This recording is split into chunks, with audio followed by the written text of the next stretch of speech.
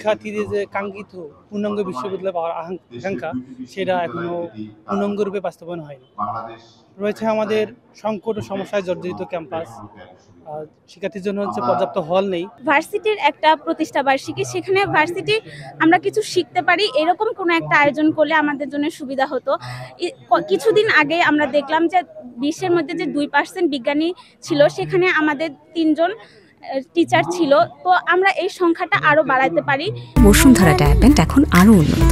এই hot air throw top শীত দ্রুত শোষণ করে সোনামণিকে দেয় কোমল অনুভূতি। 24-এর 5 আগস্টের আন্দোলনের পরে বিশ্ববিদ্যালয় নিয়ে যে চাওয়া পাওয়া ছিল, তার চাওয়া পাওয়ার মধ্যে একটা চাওয়া পাওয়া আমাদের এখনো পূরণ হয় নাই।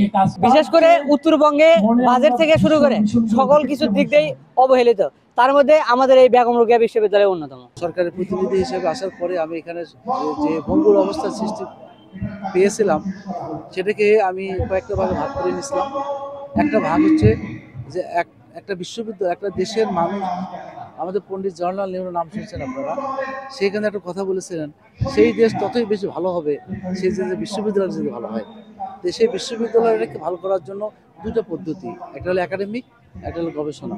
আমি একাডেমিকের জন্য যে কাজটা করেছি, সকল শিক্ষার্থীদের সাথে সকল শিক্ষক এবং সকল কর্মচারী বসে আমরা প্ল্যানিং করছি কীভাবে শিক্ষাকে আমরা ছাত্রদেরকে আমরা দাঁড় করায় নিয়ে যেতে পারি।